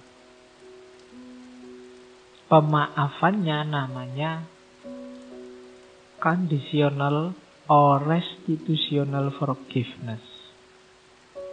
Kalau ini minta dipulihkan, kalau tadi kan minta balas. Keadilannya adalah sesuatu, segala sesuatu ada timbal baliknya. Kalau engkau membantuku, aku akan membantumu. Itu teori keadilannya. Teori ini kalau diterjemahkan dalam pemaafan, ya oke, kamu saya maafkan, tapi rugiku harus dipulihkan. Kalau ada barang yang diambil, ya harus dikembalikan. Nah itu level kedua. Jadi kondisional. Kalau tadi kan ingin balas, kalau ini tidak ingin balas, ingin situasinya dikembalikan seperti sebelum terjadinya peristiwa. Oke. Kok kamu selingkuh? Ya sudah, kita putus tidak apa-apa, tapi kembalikan kemarin aku neraktir habis 3 ya, jangan salah kok. Antar jemput 1 bulan itu ya kira-kira habisnya. Nah, itu pemaafan level 2. Jadi ndak pengen balas selingkuh. Menurut saya selingkuh itu jelek, ndak ada balas-balasan. Ya cuma kembalikan segala kerugian. Kemarin hadiah ulang tahun itu tak belikan apa, ya harganya sekian. Kemudian ya kan sudah terlanjur rugi aku kan gitu. Nah itu pemaafan level 2. Ingin dipulihkan situasinya, dikembalikan kalau ada yang berkurang. Nah ini memaafkan level 2. Ini kayak beli rujak ya. Saya kemarin di Jawa Timur itu ada warung rujak, pedesnya sampai level 10. Dari pedas level 1, level 2, level 3 sampai level 10. Kapan-kapan kalian ke sana yang suka pedas. Cuma ini bukan pedas, tapi maaf, hanya sampai level 6. Level ketiga, level keadilannya namanya mutual interpersonal expectation. Pemaafannya namanya expectational forgiveness. Kalau ini tidak diputuskan sendiri, terserah masyarakat. Kalau menurut orang lain dia harus dimaafkan, ya saya maafkan. Kalau menurut banyak orang pantasnya dia saya maafkan, ya saya maafkan. Ini melihat lingkungannya. Kalau masyarakatnya bilang lapor aja, ya dilaporkan. Banyak loh yang meminta saya melaporkan. Nah, ini level ketiga. Jadi kalau masyarakat minta dimaafkan, sudahlah, maafkan saja. Kita kan sama-sama satu kampung, sama-sama bersaudara. Ya sudah, saya maafkan. Kalau ini nunggu keputusan bersama. Kalau ada kesalahan, enaknya gimana? Nah, itu nunggu kesepakatan insidental, kesepakatan sosial yang terjadi. Ini level 3. Saya maafkan kalau menurut orang-orang di sini yang kayak gini ini lebih baik dimaafkan. Misalnya di masjid sandal hilang. Oh ya, kalau di masjid itu Pak biasanya memang sandalnya hilang, sudahlah dimaafkan saja. Daripada dicari juga susah ketemunya misalnya. Oh ya sudah, saya maafkan. Ini level ini. Mungkin sebenarnya dia ingin nyari, mengusut siapa yang ambil sandal. Tapi konvensi yang ada di sini kalau cuma sandal yang hilang biasa aja lah Pak. Kecuali kalau motor, itu pun ya biasa aja lah Pak, sudah hilang aja. Ini kadang. Jadi ini level yang menunggu suara sosial, konvensi, kehidupan bersama. Kan di masyarakat tertentu ada yang sesuatu itu dianggap kesalahan, ada di masyarakat yang lain itu bukan kesalahan. Itu kayak di barat itu, kalau anak sudah SMA, meskipun tiap malam nginep sama pacarnya, asal suka sama suka, enggak masalah. Kalau di kita, masalah. Jadi akhirnya kan nginepnya nunggu bapak ibunya enggak ada. Biar enggak ketahuan, karena masalah. Nah itu konvensi di sini, kalau ketahuan begitu ya problem. Nah itu sosial. Tapi kalau di barat, dimaafkan. Jadi kalau versi orang barat, ketemu anaknya tidur sama temennya padahal belum kawin, ini tadi dipaksa enggak kok. Oh ya sudah, dimaafkan. Kalau di barat kan yang enggak boleh yang pemaksaan itu. Meskipun sama istrinya, kalau pemaksaan bisa urusan polisi. Tapi kalau di sini kan agak jarang yang urusan polisi kalau suami istri. Ya kalau di barat beda kulturnya. Itu kesepakatan sosial, konvensi di sana. Makanya kamu rugi jadi orang Indonesia.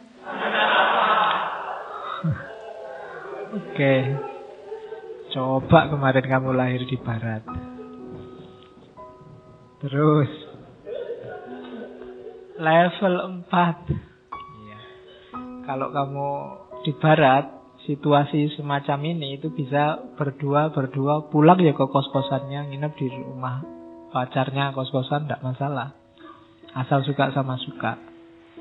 Kalau di sini kan enggak boleh, kamu nganter aja paling sampai depan kos-kosan. Itu pun jangan sampai ketahuan sama bapak kos.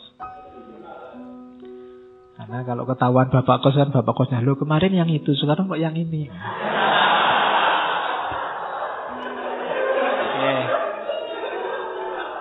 Terus iya, yang bener yang mana sih, mesti gitu. Yang bener malah tidak pernah nganter. Oke. Level 4 sekarang. Keadilannya namanya social system and conscience. pemaafannya lawful expectational forgiveness. Kalau level 4 ini urusannya hukum. Adil itu ya pokoknya yang sesuai dengan aturan hukum, adat. Pokoknya yang formal, aturan formal. Kalau memang salah harus dihukum, ya dihukum. Jadi kalau memang harus dimaafkan, aturannya memang begitu, ya saya maafkan. Undang-undangnya tidak ada Pak, dimaafkan saja, ya sudah saya maafkan. Itu level 4. Kalau agama menyuruh memaafkan, ya saya maafkan lah. Jadi pokoknya manut undang-undangnya, manut hukumnya. Apakah hukum positif negara atau hukum-hukum agama. Kok suaminya kawin lagi, agama membolehkan Pak, oh ya sudah berarti saya maafkan. Iya, ini level 4. Dasarnya hukum. Argumennya, loh kalau hukumnya dilanggar ya padahal hukum itu biar masyarakat teratur. Kalau hukum dilanggar ya alamat kacau. Maka pedomannya hukum. Kalau apa-apa dimaafkan nanti masyarakat bisa rusak. Itu level 4. Nanti orang sembrono melakukan kesalahan sak karepe dhewe. Itu level 4. Jadi social system and consciousness, lawful expectational forgiveness. Itu keadilan level 4. Ada keadilan dan pemaafan level 5. Level 5 ini yang disebut adil adalah yang selaras dengan nilai-nilai utama persaudaraan, kebebasan, kehidupan. Jadi keadilan di level 5 ini menganggap setiap orang itu pandangannya beda-beda. Setiap kelompok sosial yang benar dan yang salah beda-beda. Tapi di antara yang beda pasti ada yang sama. Nah, yang sama inilah yang harus dipedomani, yang dijadikan dasar. Ya, semua orang pasti sepakat bahwa kebersamaan itu penting, kebebasan itu penting, persaudaraan itu penting. Ini kan tidak ada yang bantah. Ini berarti nilai-nilai utama, meskipun orang berpikirnya beda-beda. Jadi pemaafannya adalah saya maafkan demi nilai-nilai tadi.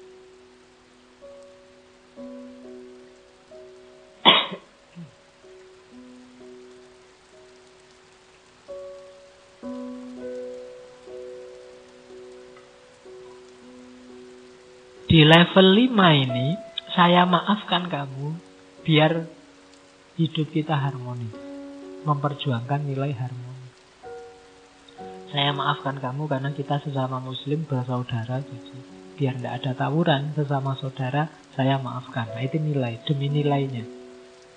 Meskipun secara hukum kamu bisa saya tuntut. Meskipun menurut masyarakat harusnya kamu tidak saya maafkan. Tapi menurut saya lebih indah kalau kita saling memaafkan. Nah, itu demi nilai. Yang diperjuangkan nilai-nilainya. Nah, itu keadilan level 6. Jadi sudah lebih tinggi daripada sekedar hukum. Ada nilai yang diperjuangkan. Dan yang paling tinggi level pemaafan adalah pemaafan tanpa syarat.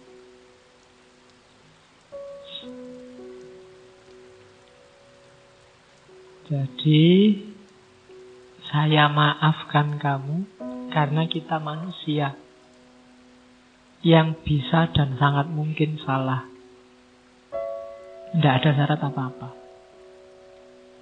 Ini pemaafan level 6. Saya tahu kamu salah. Kamu minta maaf apa tidak minta maaf, saya maafkan. Itu level 6. Ini paling tinggi, unconditional. Tidak ada syaratnya.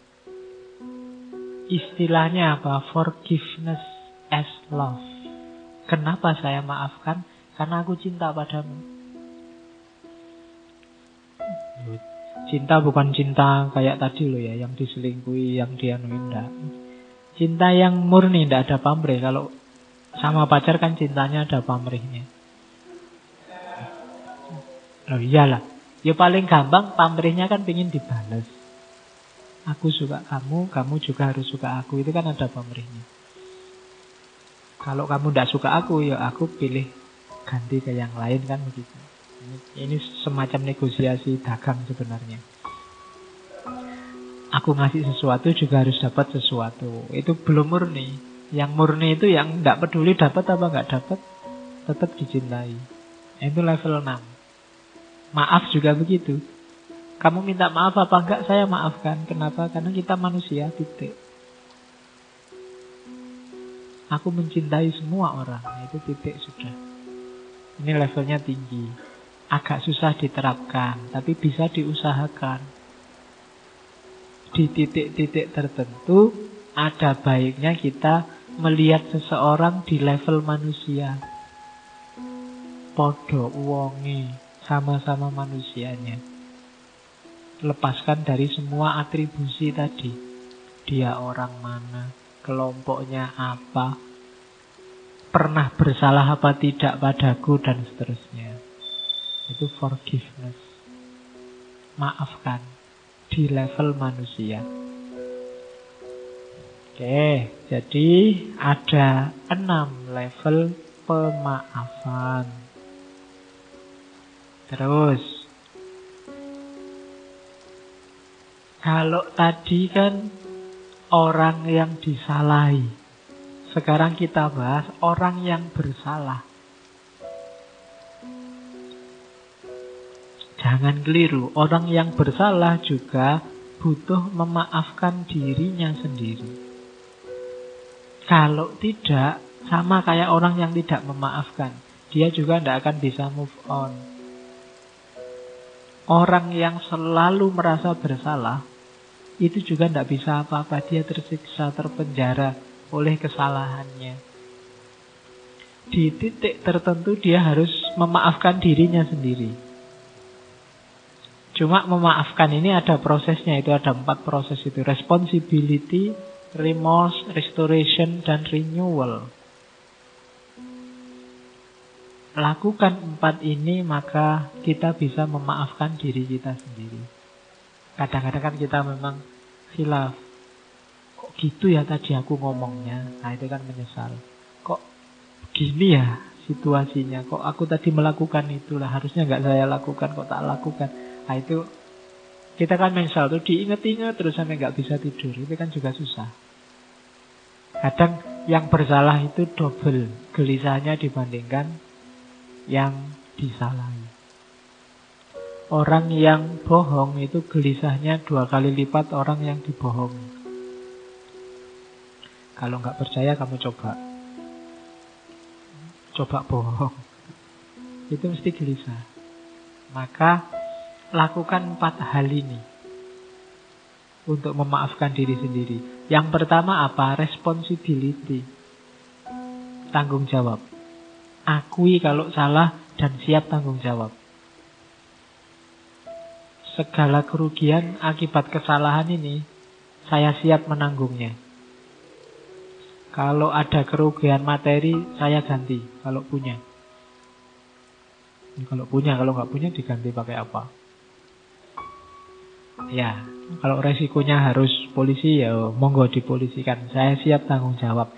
Itu lebih kondusif untuk hidup yang lebih ringan. Diakui dan siap tanggung jawab. Oh iya Pak, saya yang nyontek tadi. Kalau saya nggak lulus mata kuliah ini tidak apa-apa Pak. Lebih ringan kan hidupmu daripada enggak Pak, saya nggak nyontek, kebetulan aja ada kertas buka kok ada materinya. Iya, kalau kamu kan semakin berat itu kan, kamu di luar. Wah iya ya tadi bohong sama dosennya, ngapain gitu aja. Wong nyontek gak nyontek paling nilainya segitu-gitu aja. Maka responsibility, tanggung jawab. Nanti bikin kamu ringan. Kalau sudah mengakui dan siap tanggung jawab, remorse. Remorse itu menyesal. Dah aku tidak akan ngulang lagi, kapok aku. itu menyesal. Kalau siap tanggung jawab, tapi kok tidak menyesal, itu alamat diulang lagi. Harus ada menyesalnya. Saya tidak akan ulang lagi, Pak. Saya menyesal. Itu remorse. Kalau sudah remorse, nyesel toh tadi, baru restoration. Restorasi itu memperbaiki yang keliru. Kalau ada hak yang harus dikembalikan, dikembalikan. Dirinya sendiri, mentalnya yang rusak dipulihkan. Dinasehati, diputihkan lagi. Diingat-ingat bahwa tidak usah melakukan kayak gitu lagi. Dibersihkan batinnya, dikembalikan semua hak yang berkaitan. Itu namanya restoration. Siap untuk mengembalikan. Siap untuk memperbaiki segala yang rusak, lahir maupun batin. Baru setelah responsible, setelah remorse, setelah restoration, kita bisa renewal. Lahir kembali sebagai orang yang baru, yang bersih, yang siap maju lagi, yang siap berkembang lagi, renewal, pembaruan. Jadi lahir kayak bayi lagi, siap beraktivitas lagi. Setelah memaafkan dirinya sendiri. Maafkanlah dirimu. Jalannya itu. Kalau nggak mengalami 4 ini bisa enggak, Pak? Ya bisa, cuma konstantif tadi. Tidak performatif. Nggak ngefek. Kamu tetap merasa bersalah nanti. Maka responsible, remorse, restoration, dan renewal. Oke. Saya sisipi satu, ada teori dari Derrida. Teori tentang forgiveness. Ya, filosof Perancis yang terkenal dengan hermeneutika radikalnya. Saya bacakan ya, kalimatnya mudah. Kalau bagi Derrida, yang namanya maaf itu pasti tidak bersyarat. Kalau ada syaratnya, itu bukan maaf, tapi dagang. Jadi katanya Derrida, maaf yang bersyarat itu bukanlah sebenar-benar maaf. Ia sejatinya adalah transaksi, timbal balik ekonomi, yang dengan satu dan lain cara punya daya tawar politis tertentu. Lebih-lebih jika ia mengharuskan adegan-adegan penyesalan. Kalau bahasanya Derrida, schemes of repentance. Kalau mau saya maafkan, cium dulu kaki saya. Itu enggak. Itu berarti bukan memaafkan. Ada syaratnya. Kalau mau saya maafkan, ini dulu, itu dulu, penuhi dulu ini. Katanya Derrida itu bukan memaafkan. Maaf itu menjadi bersyarat karena ia diberikan hanya jika yang bersalah melakukan permintaan maaf, apologi, excuse, atau pengakuan, confession, atau penyesalan, dan atau penebusan.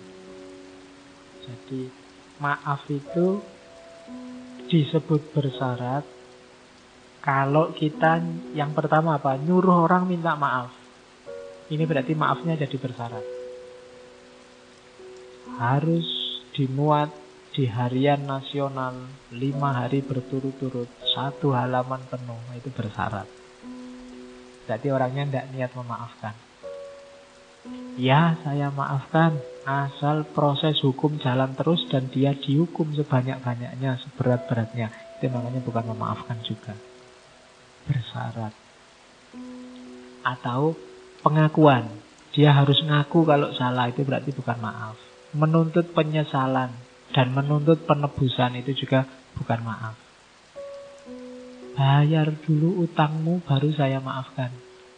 Nah, itu berarti bukan maaf beneran. Oke. Terus katanya Derrida lagi, maaf yang murni adalah maaf yang diberikan secara unconditional, Di sini maaf merengkuh asosiasi maknanya yang tak bisa dipisahkan. Indissociable, yaitu memberi. Forgive. Bukan meminta atau menuntut. Kenapa sih istilahnya memberi maaf? Ya kalau bahasa Inggris kan forgive. For itu kan untuk. Memberi. Forgive. Give itu memberi. Jadi maaf itu memberi. Tidak ada hubungannya dengan yang meminta maaf. Kalau kita memberi setelah diminta, apalagi ada syarat-syaratnya, itu sebenarnya bukan memberi, tapi jual beli. Saya maafkan kalau sudah dimuat di koran nasional 1 halaman penuh. Itu kan jual beli. Kesalahannya dia harus ditukar dengan dimuat di koran. Itu bukan pemaafan. Kalau pemaafan itu ya tidak ada hubungannya dengan permintaan, tidak ada hubungannya dengan tuntutan. Kasih aja maaf orang yang bersalah padamu. Di situ nilai forgive-nya, nilai memberinya kelihatan. Kalau nunggu diminta, apalagi nunggu dibalas, ya berarti bukan maaf itu sebenarnya. Ya nyari impas saja. Nyari pembalasan dari kesalahan, bukan pemaafan. Karena maaf itu hanya memberi, maka katanya Derrida, maaf yang paling tinggi, kalau bahasa maaf yang paling utama itu memaafkan yang tidak termaafkan. Susah ya kalimatnya. Itu yang kalau di filsafat namanya aforia. Aforia itu ada paradok kebingungan, tapi memang benarnya di situ, katanya Derrida. Jadi memaafkan hanya yang tak termaafkan, bahasanya Derrida itu. Kalau saya maafkan hanya yang bisa dimaafkan saja, itu biasa. Anak kecil juga bisa, tapi yang tidak termaafkan itu berat. Yang paling butuh dimaafkan kan yang tak termaafkan ini. Salahmu padaku sudah tidak bisa dimaafkan lagi. Justru katanya Derrida, yang tidak bisa dimaafkan itu loh. Kalau dimaafkan, itulah namanya forgiveness. Terlalu besar, terlalu sakit hati ini oleh perbuatanmu misalnya. Itu kan tak termaafkan. Disitulah nilai utamanya memaafkan. Kalau kita memaafkan milih-milih, ya yang bisa dimaafkan saya maafkan Pak, yang enggak ya enggak. Nah, itu belum utama. Belum forgiveness yang sejati. Forgiveness yang sejati itu ya memaafkan semuanya. Khususnya yang tak termaafkan. Jadi itu benar-benar bersih dari marah, dari dendam. Kalau kita masih pilih-pilih, masih bersyarat, masih belum memaafkan. Nah, itu Derrida. Oke. Jadi ini teori terakhir. Biar ngajinya jadi ngaji beneran kayak kemarin. Iya. Ada ayatnya, enggak apa-apa, ada hadisnya. Tuh, di Muslim ada wa ma zadallahu abdan bi afwin illa izza. Kalau kamu oleh Allah dikasih karakter pemaaf, itu alamat kamu sedang dikasih atribut mulia oleh Allah. Jadi gembiralah kamu yang merasa, Pak, saya itu orangnya pemaaf loh Pak, diapain aja saya maafkan. Itu berarti kamu sedang ditambahi kemuliaan oleh Allah. Iya. Oke, kan walaman sobaro wa ghafaro inna dzalika lamin asmil umur. Itu sudah kita hafal ya, surat Asy-Syura. Alladzina yunfikuna fis sarra'i wad-dharra'i wal kadhiminal ghaidza wal 'afina 'anil nas wallahu yuhibbul muhsinin. Ada cerita dari ayat ini. Ada salah seorang imamnya Syiah namanya Musa Al-Kazim, yang dia digelari Al-Kazim karena ada hubungannya sama ayat ini. Wal kadhiminal ghaidza, orang yang menyembunyikan, orang yang menahan amarahnya. Wal afina 'anin nas wallahu yuhibbul muhsinin. Jadi ceritanya suatu ketika Musa Kazim ini wudu. Kalau zaman dulu wudhu itu sama budaknya yang bawa cedok isinya air, airnya dituang dia wudhu. Cuma budaknya ini tidak hati-hati. Airnya terlalu keras jatuh muncrat kena jubahnya. Oh, Musa Al-Kadzim mau marah sudah bangkit wong budak nggak hati-hati, dia mau marah. Begitu dia mau marah, budaknya baca ayat ini. Wal kadhiminal ghaidha. Wah, dia tidak jadi marah. Terus dilanjutkan oleh budaknya, wal afina aninnas, yang memaafkan. Ya sudah, kamu saya maafkan. Begitu ditambahi kalimat yang terakhir, wallahu yuhibbul muhsinin, Allah juga suka loh perbuatan baik. Oke, kalau gitu kamu tak bebaskan, tidak jadi budak lagi. Langsung 3. Jadi kalau kamu ketemu dosen yang sedang marah, bacain ayat ini, Pak, wal kadhiminal ghaidha. Enggak jadi marah toh? Kamu bolos enggak apa-apa. Wal afina aninnas, dimaafkan ya, Pak, gitu. Wallahu yuhibbul muhsinin, kasih nilai A ya, Pak. Pakai aja ayat ini. Kamu kurang pinter sih memanfaatkan ayat. Oke. Ya, itu 2 ayat yang lain silahkan dibaca. Wal ya'fu wal yasfahu dan seterusnya. Itu kan Al-Quran menyindir. Ala tuhibbuna ayaghfirallahu lakum. Maafkanlah. Apa kamu tidak senang kalau Allah memaafkan? Itu kan jawabannya ya mesti senang. Demikian juga orang yang kamu maafkan. Dia pasti senang luar biasa. Maka maafkanlah. Oke. Nah, kalau ini ayat-ayat para sastrawan dan filosof. Ya, itu Gandhi tadi saya sebut. The weak can never forgive. Forgiveness is the attribute of the strong. Orang lemah tidak pernah bisa memaafkan. Memaafkan itu adalah karakternya orang yang kuat. Jadi kalau silahkan introspeksi, kalian mudah memaafkan apa enggak? Kalau sukar memaafkan itu tanda-tanda kalian lemah.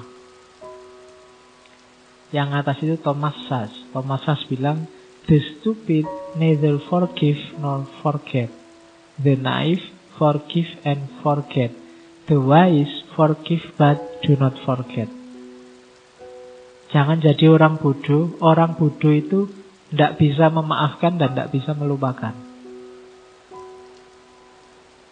Juga jangan jadi orang naif. Orang naif itu bisa memaafkan tapi terus lupa, melupakan.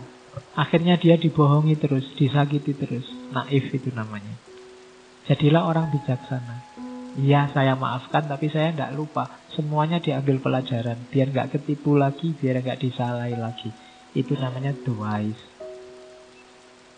Jangan jadi stupid, jangan jadi naif. Jadilah wise. Bisa memaafkan, tapi juga pinter. Alexander Pope, sastrawan. To err is human, to forgive divine. Khilaf, salah itu manusiawi. Tapi memaafkan itu ilahi. Karakternya, divine. Ketuhanan. Karena sifat-sifat Tuhan kan banyak yang konotasinya memaafkan. Ghafur, al-afu, dan lain-lain. Terus yang bawah hitam itu Gibran. Jangan mudah marah, jangan mudah balas dendam. Kalau prinsipnya an eye for an eye and the whole world would be blind. Kalau prinsipnya mata dibalas mata, maka seluruh dunia manusia akan buta. Semua orang pernah salah. Semua orang pernah keliru. Kalau dasar perbuatan kita adalah balas-membalas, rusak dunia ini. Kalau mata dibalas mata, ya kita semua akan buta. Jadi jangan eyes for eyes. Meskipun saya bilang tadi eyes for eyes itu ya adil sih paradigmanya. Cuma kalau semua menuntut keadilan eyes for eyes, the whole world would be blind. Dunia ini akan buta. Forgiveness is not an occasional act. It is a permanent attitude. Martin Luther King Jr. Memaafkan itu bukan perilaku kadang-kadang, okasional, perilaku insidental, tapi permanen attitude. Maka harus dilatih jadi watak. Latihan terus. Biar kita bisa jadi pribadi yang mudah memaafkan. Terakhir, C.S. Lewis, sastrawan Inggris.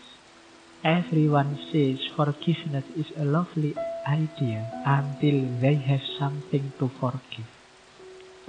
Setiap orang bilang memaafkan itu indah, gagasan yang bagus, sampai mereka sendiri harus memaafkan. Maksudnya apa? Kalau dibahas gini ya memang enak. Coba dipraktekkan, katanya Lewis. Kalau diomongkan gini sih santai, tapi begitu kita sendiri yang harus memaafkan, jangan salah. Berat, makanya butuh orang-orang yang kuat. Diceramahkan gini enak. Mungkin saya sendiri juga mungkin dalam hal tertentu kadang susah memaafkan. Maka diingatkan oleh Lewis, iyalah diskusi tentang pemaafan, lovely idea, gagasan yang indah, menyenangkan. Coba besok kalau ngalami sendiri, bisa tidak memaafkan? Nah, itu sindirannya Lewis. Karena memang yang bisa memaafkan hanya orang-orang yang kuat. Oke, alhamdulillah. Kita sudah selesai di sesi pemaafan. Bulan Juli kita selesai. Bulan Agustus, bulan kemerdekaan, kita akan membahas